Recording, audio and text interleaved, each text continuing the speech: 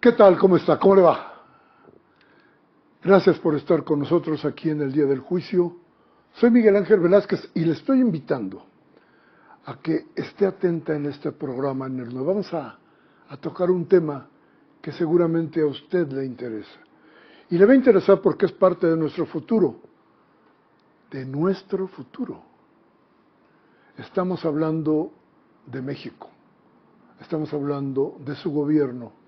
Y estamos hablando de la elección y de la entraña del proceso electoral. Así que quédese con nosotros. Hoy va a estar con nosotros la maestra Beatriz Claudia Zavala.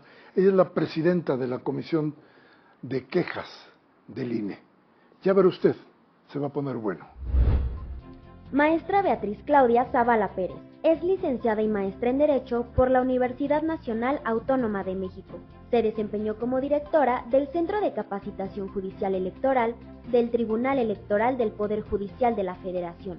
Fue consejera presidenta del Instituto Electoral de la Ciudad de México y posteriormente consejera electoral, en cuyo cargo le correspondió presidir la comisión provisional encargada de vigilar la oportuna formación de los consejos distritales, la Comisión de Normatividad y Transparencia, así como la Comisión de Participación Ciudadana.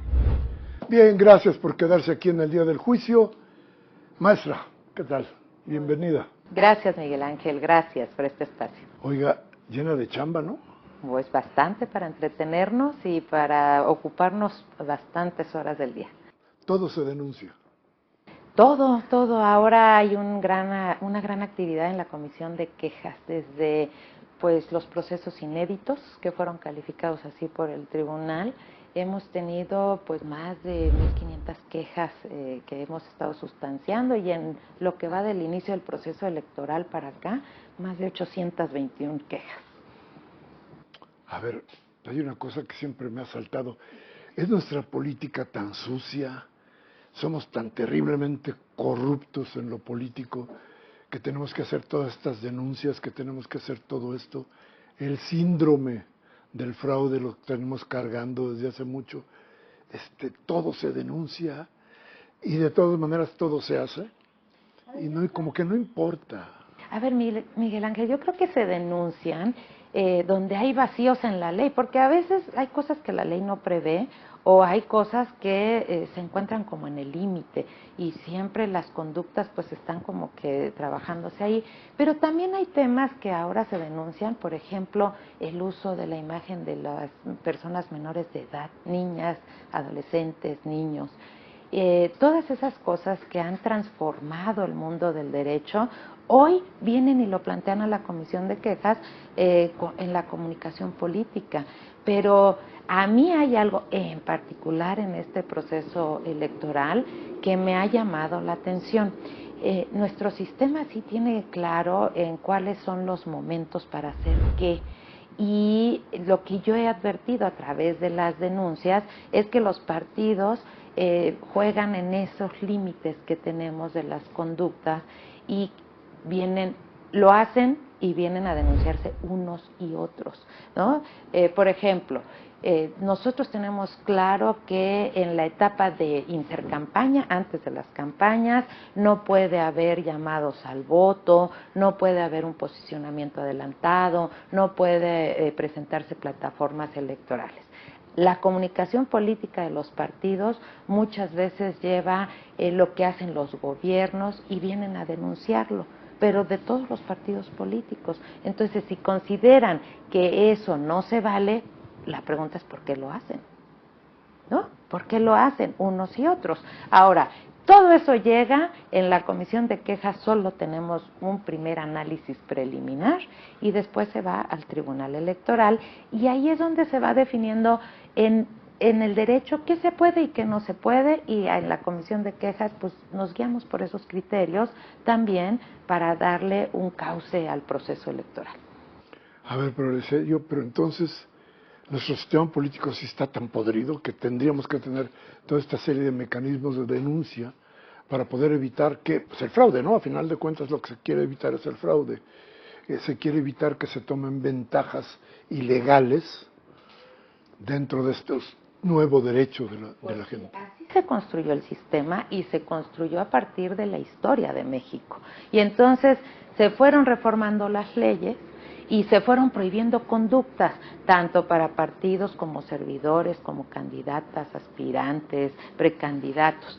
Y hoy lo que tenemos es que no queremos asumir que existen esas leyes restrictivas, sí, son leyes restrictivas, pero que permitieron que avanzaran en condiciones de mayor equidad.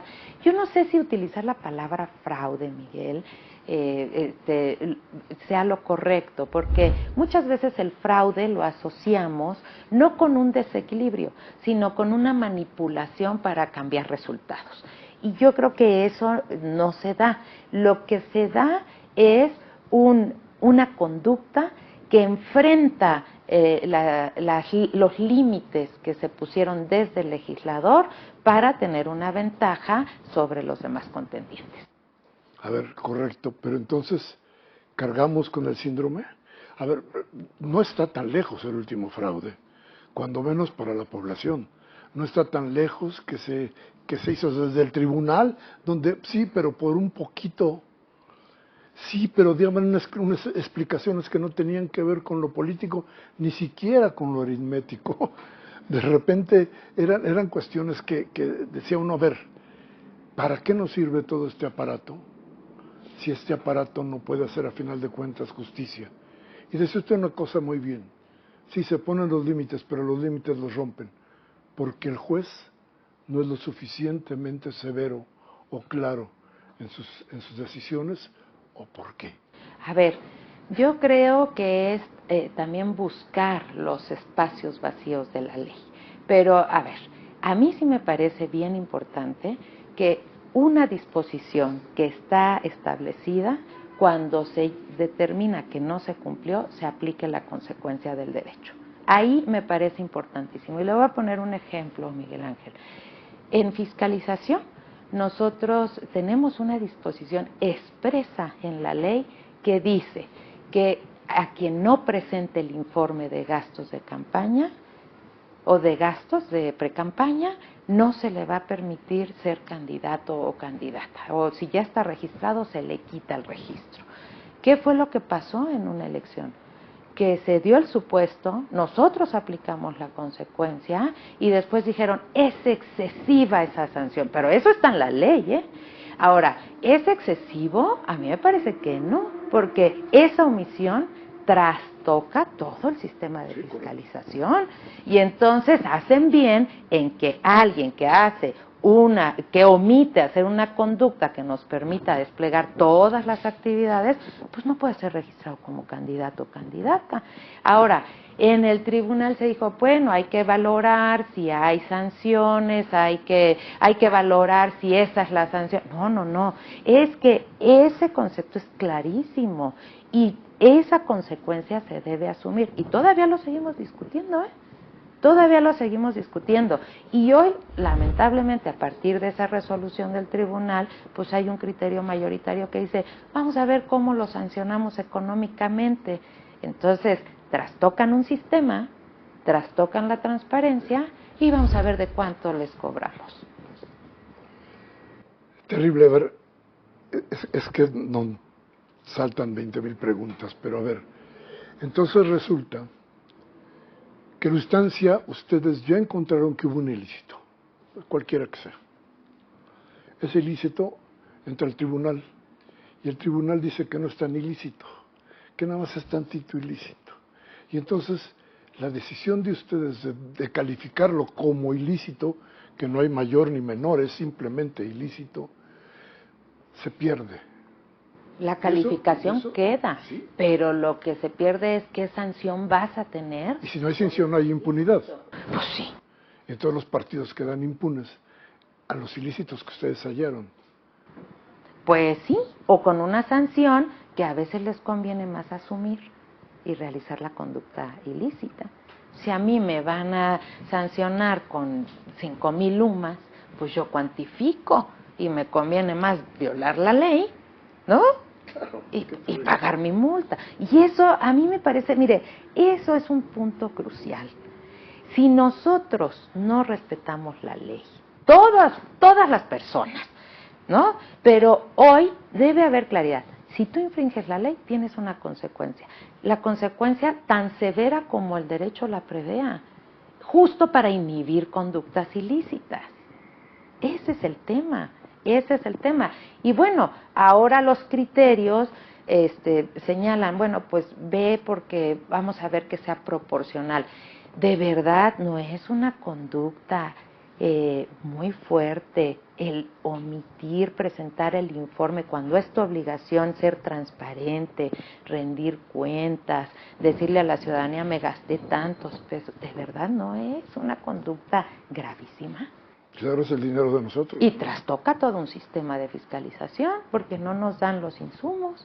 Entonces, ese es el tema. El tema es que yo creo que fíjese, el procedimiento sancionador en materia electoral surge precisamente con una finalidad: inhibir conductas ilícitas. Nuestro sistema tiene varias limitaciones. Tiene limitaciones a servidores públicos, y a los servidores públicos fue por la historia de la elección de 2006. De una intervención constatada, se reformó la Constitución y se les dijo a todos los servidores públicos: no te puedes meter en elecciones, ni con dichos, ni con hechos, ni con dinero, ni con nada. Y expresamente se dice en la Constitución, en la exposición de motivos, tu libertad de expresión va a quedar a un lado porque hay que hacer prevalecer las condiciones de equidad en la contienda. Las contiendas son entre partidos y los servidores públicos no deben intervenir. Y hoy, en este proceso electoral, pues tenemos modelos de comunicación en los que se señala, y no nada más en lo federal, en lo estatal también. Y dicen, es que yo tengo una libertad de expresión. No, tú no te puedes meter. Eso dice la Constitución. Eso dice la Constitución. Y cuando se aplica eso por el tribunal y por nosotros, entonces dicen, las autoridades censuran. No, no es censura. Es un límite constitucional que deben acatar todos los servidores y servidoras públicas. Yo siempre he dicho, nosotros en el servicio público debemos dar ejemplo del comportamiento de la ley. Tenemos que asumir que en una democracia el Estado de Derecho es fundamental, porque de él también dependen los derechos humanos, los derechos fundamentales, las libertades. Curioso, planteándonos que como una cuestión absolutamente de democracia. Y lo único que no importa, a final de cuentas, en todo este sistema, resulta ser el voto, la decisión del ciudadano. Creo que lo que menos importa, a final de cuentas, es eso, y eso nos ha metido en un problema grave, porque hay que seguir parchando, ¿no? Y cada que se encuentra un ilícito, se trata de evitar el ilícito, y cuando se evita el ilícito, nace uno nuevo. Yo creo que lo que más importa es el voto, y el sistema se construyó a través de dos ejes: elecciones auténticas, que implica una libertad en el voto, una libertad no solo de coacción directa, que por eso es el voto secreto, para que nadie más que yo pueda saber por quién voto, y todas las garantías que giran alrededor. Un instituto, una autoridad autónoma que trabaja los procedimientos de manera imparcial, acompañados de un gran número de ciudadanas y ciudadanos, eso hay que decirlo, de observadores electorales, pero también un régimen de financiamiento en el que debe prevalecer el recurso público que se invierte y debe de estar alejado de los intereses privados. Así es nuestro sistema. Y justo es para crear las condiciones que permita que todos los partidos minoritarios, mayoritarios, tengan condiciones equilibradas de participación para poder llegar ahí donde podamos constatar que la decisión de quién gobierne y quién represente es de la ciudadanía. Y todo eso hoy lo podemos constatar. Tenemos un sistema muy robusto, Miguel Ángel, muy robusto, en el que son los ciudadanos muy robusto, pero es necesario para dar tranquilidad a todas las fuerzas políticas. Y hay algo bien importante, es constatable. Paso a paso usted puede verificar que la voluntad de la ciudadanía es la que se expresó ahí y que no hubo mano negra. Eso es constatable 100%. Pero las decisiones últimas parece que no terminan siendo las decisiones del ciudadano, sino las decisiones de los grupos políticos. Y yo quisiera preguntarle, ¿qué tanto peso tienen los partidos políticos en todo este juego de la elección, como quienes dictan las reglas? No me conteste, déjeme ir a un corte. Vamos a regresar en un momento con la maestra Claudia Zavala para que nos siga diciendo, informando y platicando de cómo está nuestro sistema y de eso que acaba de decirnos, la confianza que debe tener el elector en sus autoridades. Vamos al corte y regresamos en un momento.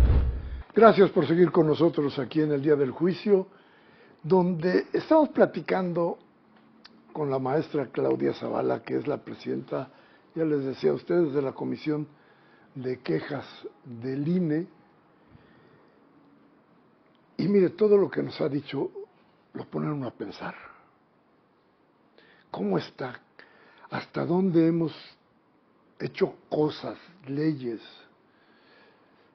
argumentos para tratar de salvarnos? Yo, desde mi punto de vista, de salvarnos de las trampas que le han puesto los partidos políticos a la vida democrática de México. Pero yo quisiera preguntarle, maestra, ¿qué tanto peso están teniendo los partidos en esto del gobierno de lo político dentro del INE? Primero, partidos políticos en la democracia fundamentales. No podríamos entender un sistema democrático si no tuviéramos partidos políticos. Dos, ¿cuál es la razón de ser de que los partidos políticos, que a su vez son los que hacen las leyes en los congresos, estén sentados en la mesa del Consejo General, de la autoridad que va a dirigir la organización de las elecciones? Primero, que puedan constatar que las cosas se hacen conforme a las normas que se previeron en la organización. Dos, que tengan ese ojos de vigilantes de la autoridad electoral, porque al final ellos son los que entran en la contienda electoral. La autoridad solo organiza y lleva el arbitraje y la fiscalización y el sistema de medios de comunicación. ¿Hay una razón natural de ser? Sí, porque son parte del sistema democrático, porque son los que se le van a aplicar las leyes. ¿Qué es lo que ha pasado ahora? A ver, los partidos son los que hacen las leyes. Y el tema es que ahora no quieren cumplir las leyes. Ahora tenemos un tema de cumplimiento de las leyes, de que acusan a la autoridad, de que es una autoridad muy estricta porque aplica las leyes. Entonces, este tema en la mesa de consejo, pues cobra un sentido. Les decimos, a ver, la ley tú la hiciste. ¿Para qué? Para proteger ciertos valores y principios de la democracia. No me digas ahora que esa ley es excesiva. No me digas ahora que esa ley no te gusta. Cámbiala. Tú tienes tu posibilidad de cambiarla. Por eso detentan el poder, por eso detentan la representación, pero sigue los cauces legales. Y otra parte es que están incorporados a través del legislativo. Tenemos representantes del legislativo. En un mundo ideal serían los que tendrían que estar tomando nota de lo técnico, de lo operativo, de lo legal para posibles reformas, ¿no? Pero no lo tenemos ahora en el legislativo y eso es muy importante. Hay muchas cosas, el derecho cambia, se transforma, es dinámico y no se ha retomado en una reforma seria, técnica, con una definición como país en la que digamos, ¿qué sistema electoral queremos? Un sistema electoral con límites como nos ha funcionado en México, límites para los partidos, límites para el dinero, límites para los intereses privados, o queremos un sistema abierto. Y ese proceso no se ha dado, Miguel Ángel. Ese proceso no se ha dado, pero sí cobraría un sentido que estuvieran sentados en la mesa de la autoridad, porque son parte del proceso democrático. Ahora es hay que asumirnos con esa seriedad desde las representaciones de los partidos políticos, desde las representaciones del legislativo, para que todos estos temas que alcanzamos a ver en los actos de decisión puedan en su caso modificarse en leyes. O no, porque muchas han funcionado, ¿no? En México, después del 88, nuestras reformas electorales fueron de una magnitud, y en el 93, pero sobre todo en el 96, para resguardar nuestro sistema democrático. Se crearon instituciones, los sistemas no fallan. Lo que a veces pasa es que nosotros trastornamos los sistemas, ¿no? Estos criterios que le decía, por ejemplo, de fiscalización, ¿no? O servidores públicos. Así que sí hay un sentido, Miguel Ángel. Yo sí veo un sentido de que estén sentados en la mesa del Consejo. Pero ese sentido es para mejorar y no para estar buscando vacíos, escollos, para ver cómo le damos la vuelta a la ley. Que eso es lo que se hace, a final de cuentas. Esa es nuestra realidad, ¿no? Cada que termina una elección, sobre todo las presidenciales, se vuelve a parchar la Constitución y se vuelven a reformar las leyes.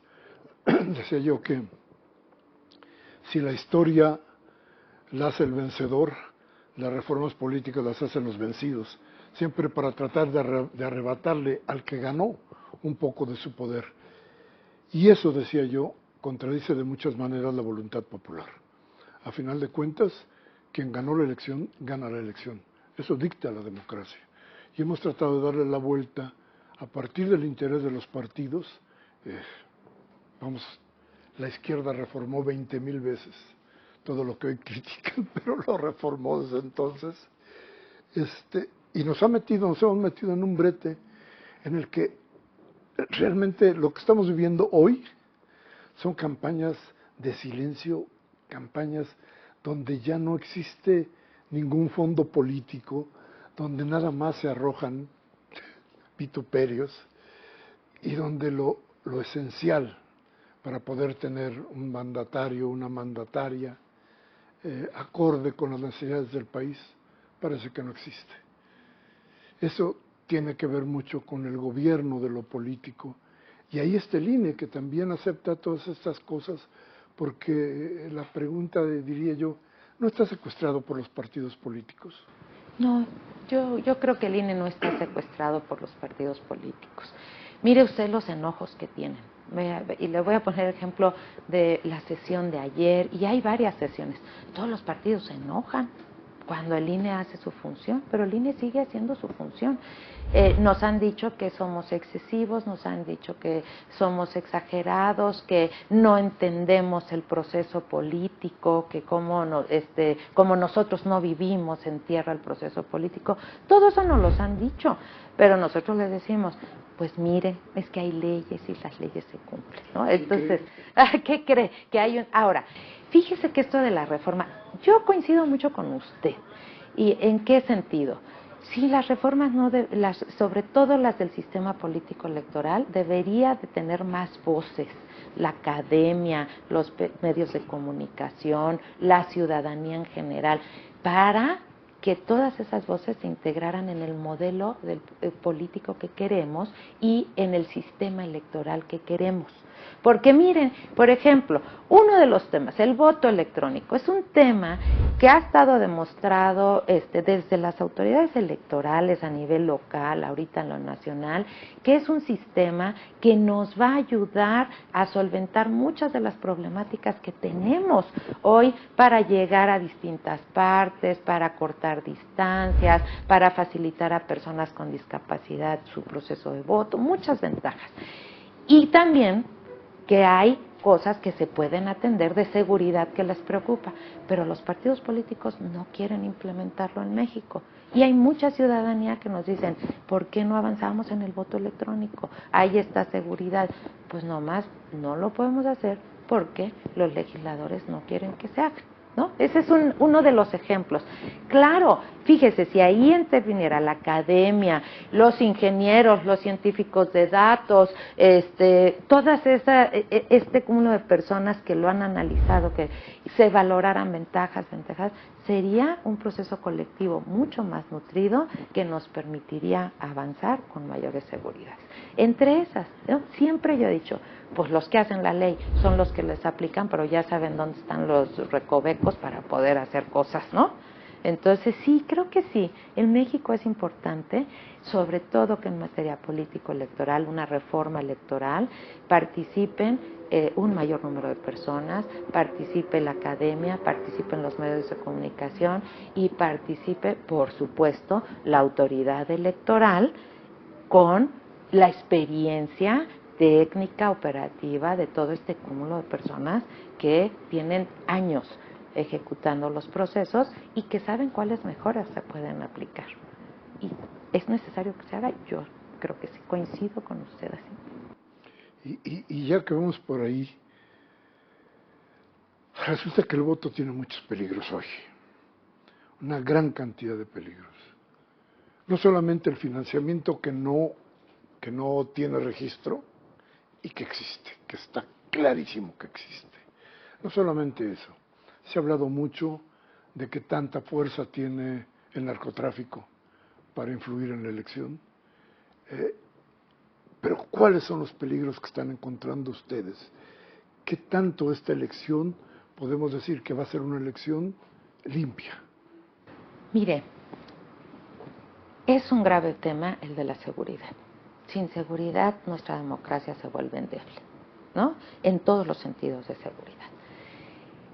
Y es también muy lamentable que ahorita, por ejemplo, nosotros no tengamos una coordinación muy aceitada con la UIF para eso del dinero que puede ver, porque nosotros no podemos detectar ese tipo de situaciones ilícitas financieramente hablando, pero sí hay otras autoridades del Estado mexicano que lo pueden hacer y que nos habíamos estructurado de tal forma que acudía el INE a esas autoridades y de inmediato teníamos respuestas. Claro, el INE trabaja todos los días y horas son hábiles. Las otras autoridades, en la medida de lo posible, nos iban acercando la información.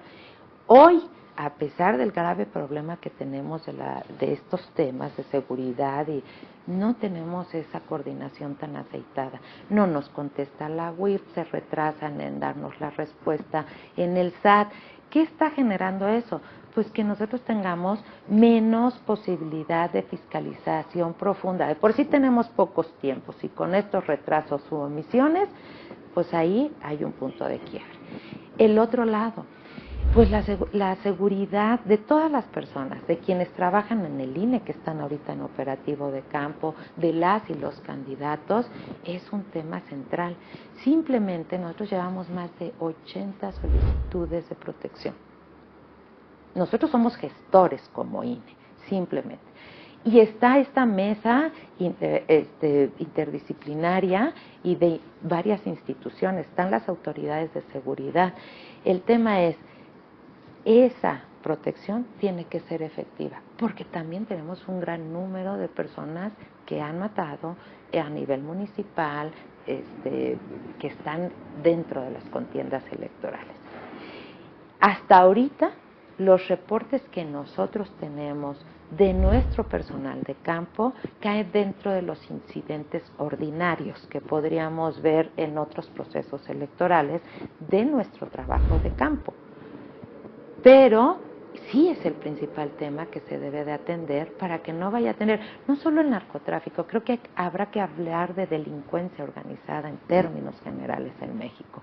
Y es un tema que se debe de poner especial atención, porque si el miedo invade a la ciudadanía, vamos a tener efectos, y yo creo que eso, en México las elecciones siempre las hemos llevado muy en paz. Mire, ha habido momentos muy críticos y la ciudadanía sale a votar y sale a votar en paz. Sí, pero esto es un ejemplo de la ciudadanía, solo que las autoridades sí tienen que tener mayor enfoque de sus procesos para atender la seguridad de nuestro país. ¿Hay vacuna para esto en lo electoral?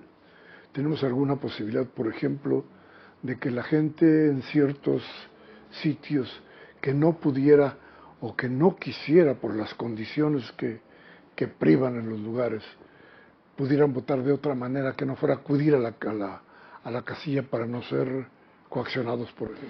Pues mire, ahorita lo que tenemos es la certeza de secrecía del voto y en algunos lugares, en procesos anteriores que hemos detectado algún tipo de coacción, sobre todo por problemas comunitarios, no tanto por el crimen organizado, lo que hacemos nosotros es sacar las casillas de la comunidad, no las instalamos ahí, sino en las periferias para que la gente que quiera pueda ir a votar en las condiciones de seguridad y secrecía.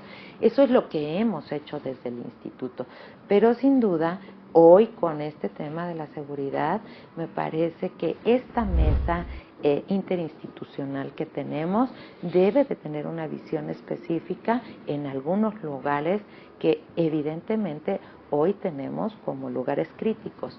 No es gratuito que en el Senado pues ya se haya empezado a ver a Guerrero, a Guanajuato desde el punto de vista político para ver qué se va a hacer con los poderes de esos estados.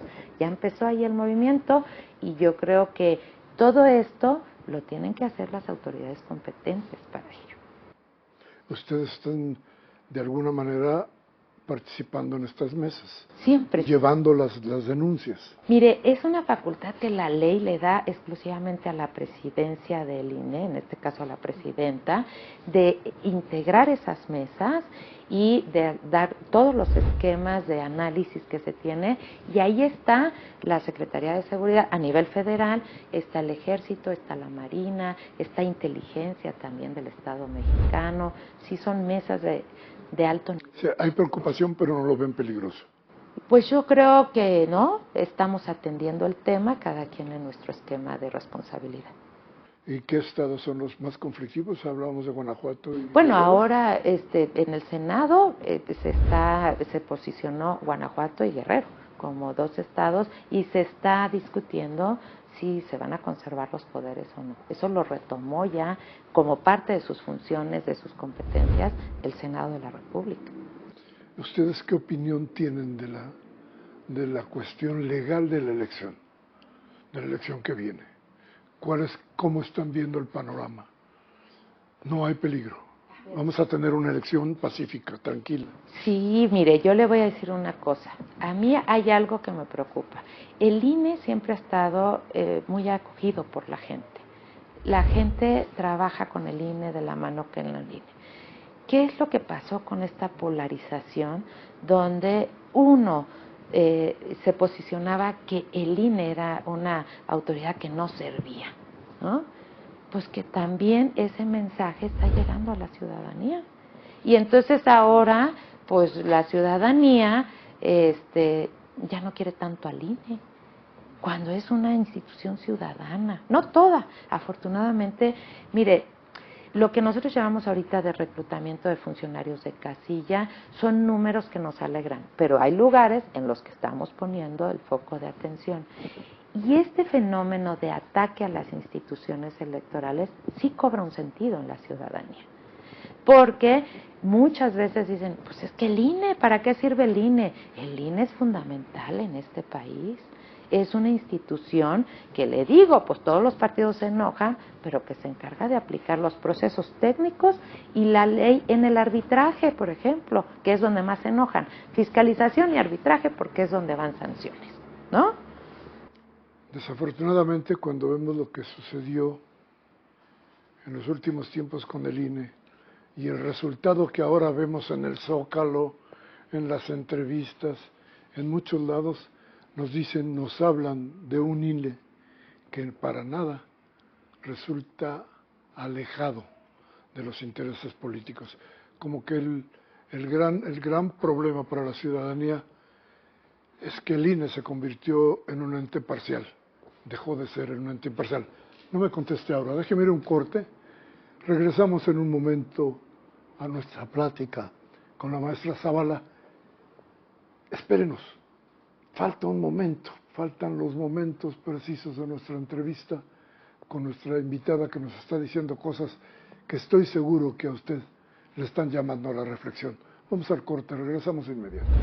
Bien, gracias por seguir con nosotros, gracias por estar aquí en esta plática en el día del juicio. Y le preguntábamos a la maestra Zavala, a ver, la confianza en la institución, la confianza que de alguna manera se ha mermado, yo quisiera pensar que por varios elementos, no solamente la polarización política que existió, el pleito político que existió entre las instituciones, sino después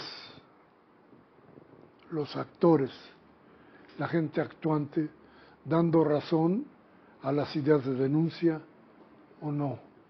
¿Qué debe ser un consejero del INE? ¿Qué debe ser el INE mismo? ¿Hay manera de vacunarse contra lo ideológico? ¿Hay manera de decir, yo no le voy a nadie, soy absoluta y totalmente ajeno? En la función sí, en la función sí. Como consejero electoral o consejera electoral, claro que sí, porque tenemos definidas cuáles son las leyes y el marco de actuación y sobre todo tenemos un marco constitucional claro. Claro, todo el mundo vamos a tener que tener una posición política, pues como todos somos seres humanos y seres políticos por naturaleza, pero en la función sí, y yo creo que se puede constatar incluso esa imparcialidad, Miguel Ángel. Fíjese que hay algo que las mexicanas y los mexicanos hoy tenemos que hace mucho no teníamos, que es la información. Y la información nos permite ver el momento a momento o revisar después de pasado cómo se comportó una persona en los actos de autoridad, cómo se comportó. Somos ahora mucho una sociedad más transparente y pueden saber cuáles son las razones que yo di para votar determinado sentido y si las cambié después, ¿no? Eso también puede ser constatable. Y algo que nos hace falta como sociedad es estar revisando esos temas para exigir rendición de cuentas. Supongo, si yo como consejera voto ahora algo y dentro de 3 años otra cosa, porque mi periodo va más allá de 3 años, pues me podrían decir, ¿y cómo por qué aquí cambiaste tu criterio? Porque es constatable. Y entonces ahí sí tenemos elementos para ver la imparcialidad. Ahora, sí es un ejercicio claro de que también nosotros como ciudadanas, ciudadanos, le tenemos que entrar a la información para poder rendir cuentas. Lo que ahora creo que nos hace falta es que muchas veces nos dejamos guiar por afirmaciones que a veces no corresponden con la realidad. Y que a pesar de que tenemos forma de constatarlo, no lo hacemos, ¿no? Nos dejamos guiar por calificativos que se ponen de un lado y de otro. Es que el INE o el consejero o la consejera tal tiene esto y nos colocan como en bloques. Y eso creo que como ciudadanos debemos erradicarlo. Debemos de pasar a un análisis y a una exigencia más profunda sobre la base de datos objetivos y constatables. Creo que eso es algo que nos falta. Así que la vacuna es transparencia.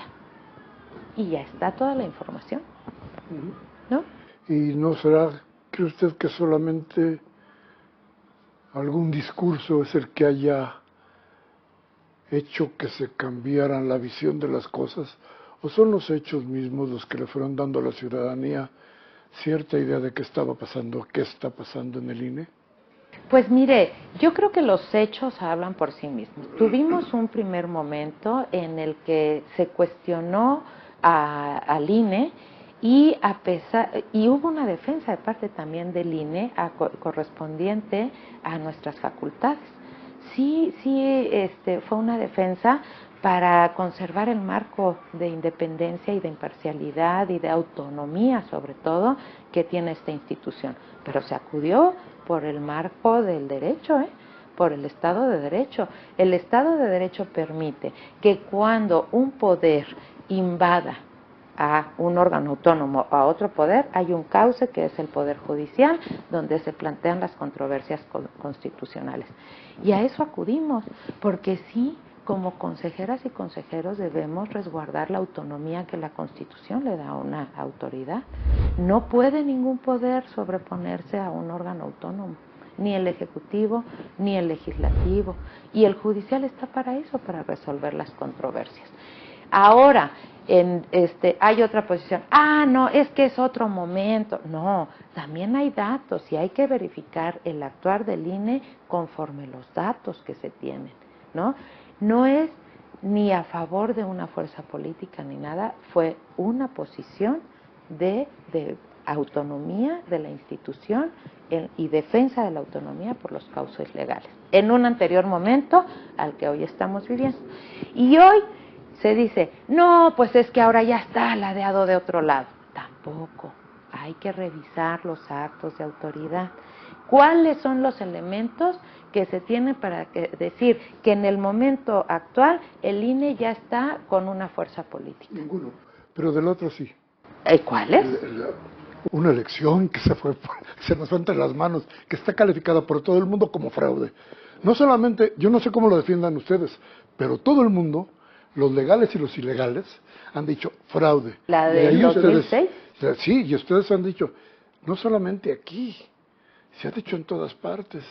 La explicación es como usted decía, cuando se trata de los partidos políticos, siempre encuentran una forma de cómo justificar el hecho que no tiene que ver con la realidad. Ahora, ¿qué pasó después de esa elección? Ahí es lo importante. Sí pasó una guerra contra el crimen organizado, pasó que se dieron los recursos naturales a otros países, pasó que el país entró en una... Entonces en el gobierno, pero en el sistema electoral. Pero lo que pasó es una decisión del sistema electoral. Bueno, fue una decisión de un voto ciudadano muy cerrado, ¿eh? Esa elección tuvo un grave problema de comunicación. Eso siguen diciéndolo las instituciones. Pero era constatable. Pero sigue diciendo todo el mundo. Sí, y cuando hicieron el algoritmo, si no me acuerdo mal, lo hizo Ackerman, dio la razón exactamente contraria a lo que estaba diciendo el tribunal y a lo que estaba diciendo el INE. Fíjese que yo recuerdo, se abrieron muchos expedientes, muchos votos. No se pudo hacer el voto por voto porque no estaba permitido en la ley. Hoy ya está. Pero todos los que se abrieron, Miguel Ángel, todos conservaron el porcentaje de votación, todos los que se abrieron. No fueron los 300 porque no se pidió todo. Pero vamos más allá. En el sistema electoral, ¿qué pasó después? Hubo las reformas para atender los reclamos. ¿Cuál fue el tema de elección del 2006? Medios de comunicación y una inequidad. Se atendió. Intervención de servidores públicos, se atendió, que por cierto es lo que hoy ya no están de acuerdo, ¿eh? Claro. Ya no están de acuerdo. Cambió la legislación, se puso un modelo y a partir de ahí a construir. Y se puso esto de que ahora sí se vuelve a abrir todo. Si hay duda y se dan ciertas condiciones, ahí vamos a contar voto por voto. Se atendió. Y eso, constatable, lo que se abrió coincidía con los resultados que contaron los ciudadanos en sus casillas, todo lo que se abrió. Si acaso hubo diferencias de 5, de 3 votos. Fíjese usted que el electo en ese momento dejó para la historia de México una frase, haya sido como haya sido. Lo dijo él mismo. Déjame cambiar un poco la plática, porque también está dentro de las obligaciones el debate. Y ahora resulta que en el debate se baten, pero no debaten. Y hay más reglas, ¿cómo se puede decir? Oigan, dejen de tirarse lodo, dejen las diatribas. ¿Cómo le hacen para tener reglas que permitan que ya no se batan, que debatan? Mire, nosotros estamos desde el INE, estamos programando 3 debates con esa lógica de un ejercicio ciudadano de información. Y lo vimos así que definimos primero que los 3 debates son obligatorios para los candidatos y las candidatas, porque ya la ley dice que 2, ¿no? Pero nosotros generalmente son 3 para estos momentos de mayor información de temas de gran relevancia para la ciudadanía. Entonces, lo primero que dijimos son obligatorios, para que no empiecen a ver si quiero ir o no quiero ir. Los 3 son obligatorios. Segundo, los temas de interés con modelos diferentes de debate. Y ojalá, o sea, nosotros instrumentamos todo para que verdaderamente haya condiciones del debate y ojalá que así se ponga y así se realice por parte de quienes van a ser candidatas y el candidato. Tenemos 3 modelos diferentes. El primero, y hoy precisamente aprovecho para agradecer a todas las personas que participaron formulando preguntas por redes sociales. Entregamos 24,000 preguntas formuladas desde la ciudadanía para el primer debate, que es un formato en el que va a haber una moderadora, un moderador y segmentos con una idea de que sea ágil, que no sean posicionamientos, que no sea nada más información, sino que sea un formato que permita a los debatientes debatir, poner estas condiciones de contrarréplica, de réplica, y incorporar también las inquietudes, qué le quiere preguntar la ciudadanía a las candidatas y al candidato. Y el segundo debate, estamos saliendo a la plaza pública, a encontrar a ciudadanas y ciudadanos que quieran preguntarles por video a las candidatas y el candidato. Es una forma también de incorporar a la ciudadanía y las inquietudes y lo que se está viendo en diferentes regiones, no nada más en el centro, en diferentes regiones. Y el tercer debate es un modelo bien interesante también, porque va a ser en un segmento final un cara a cara, un cara a cara. Entonces, generamos 3 modelos diferentes en una secuencia con participación ciudadana, pero también para ver esta posibilidad de reacción y no solo que presenten información, sino también qué están pensando, qué están proponiendo quienes quieren gobernar nuestro país. ¿No ganará el morbo de toda esta cosa? ¿Cómo le van a hacer para limitar? Es muy difícil. Tenemos unas escaletas muy claras en tiempos y, por ejemplo, pues estamos definiendo a las y los moderadores, algunos de ellos en el primer Denise Merker ya nos ha acompañado, que son personas muy profesionales. Mire, todos los que nos han acompañado en debates, todas las personas que han moderado, han sido personas que se preparan muchísimo para dar el mejor ejercicio de frente a la ciudadanía. Así que yo espero que sean ejercicios democráticos, que sean muy valiosos por su contenido y por el desempeño de quienes nos ayudan a moderar, pero también de quienes participan como candidatas y candidatos.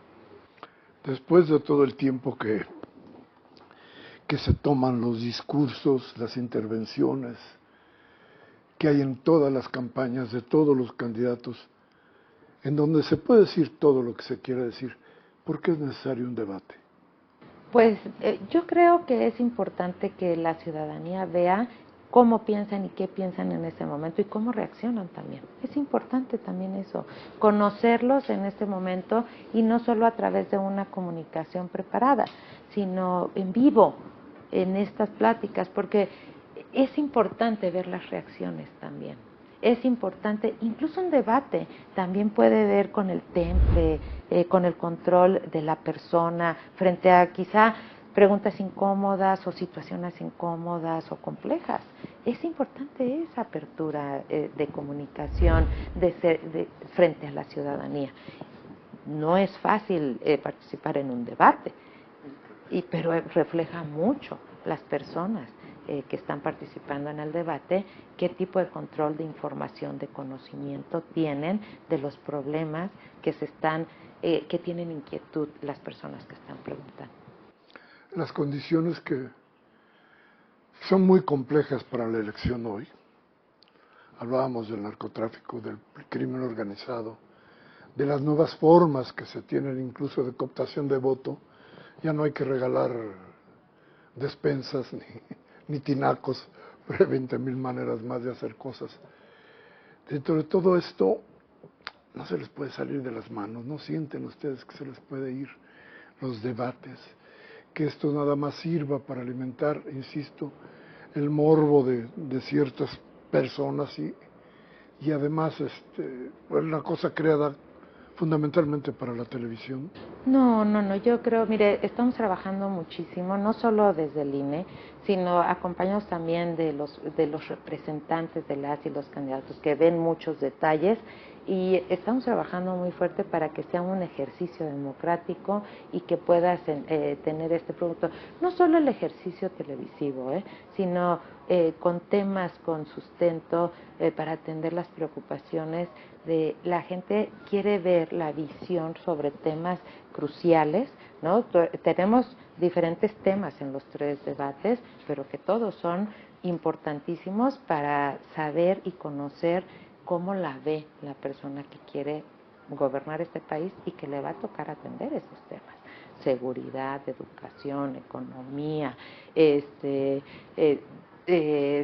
medio ambiente. Todos estos temas van a ser parte del debate, y yo creo nos estamos preparando muchísimos para que sean unos ejercicios sólidos y que correspondan a el ejercicio democrático que se merece la ciudadanía. Una última cosa, maestra. ¿Cómo serán nuestras elecciones? Platíquenos, ¿cómo lo ve? ¿Cómo serán? ¿Cómo serán?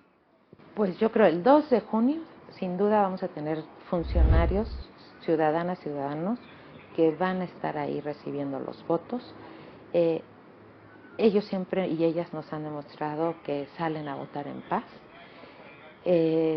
Tienen todas las condiciones, y vamos a generar todas las condiciones para que también, una vez concluida la jornada electoral, que es la ciudadanía la que la hace posible, tengamos desde el INE estas aproximaciones matemáticas de resultados para que la gente, que son los conteos rápidos, las estimaciones matemáticas, para que la gente sepa a través de este ejercicio matemático quién tuvo el triunfo en las elecciones, qué fuerza política, qué candidatura.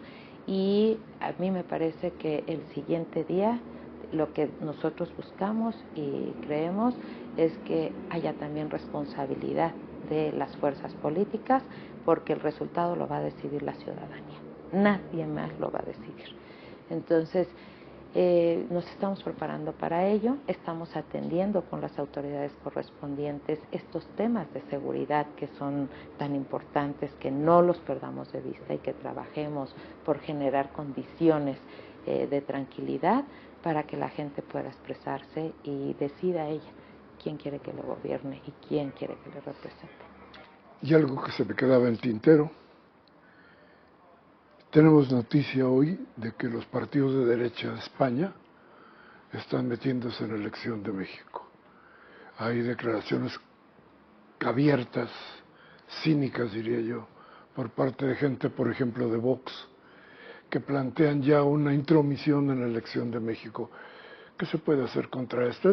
Son los partidos de derecha apoyando desde luego a la derecha participativa en el...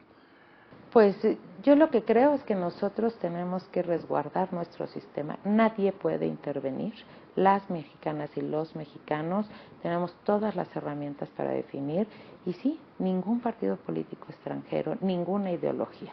Nosotros tenemos nuestros propios mecanismos, nuestra propia formación, y seremos las y los mexicanos los que decidamos qué queremos para nuestro país. Ningún otro tipo de intervención puede estar ni a favor ni en contra de nada.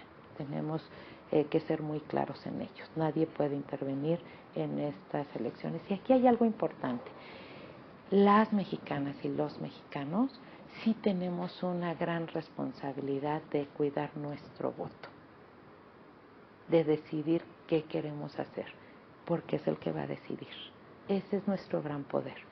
Y eso es desde aquí que, bueno, decirles a las y los mexicanos, esta alta responsabilidad, pero también gran derecho que se nos otorga, es decidir como yo quiera. ¿Qué rumbo quiero para mi país? ¿Qué rumbo quiero darle? ¿Quién gobierne? Pero también quién legisle, quién nos represente. Y esa decisión es propia. Y con esa responsabilidad tenemos que ir el 2 de junio a las urnas. Si yo quiero, nadie puede saber cómo voté. Ese es mi poder. Bien, pues muchísimas gracias. Gracias, Miguel. de veras un placer platicar con usted. A usted también las gracias por haber estado aquí con nosotros en el día del juicio y nos vemos seguramente por ahí y desde luego el próximo jueves.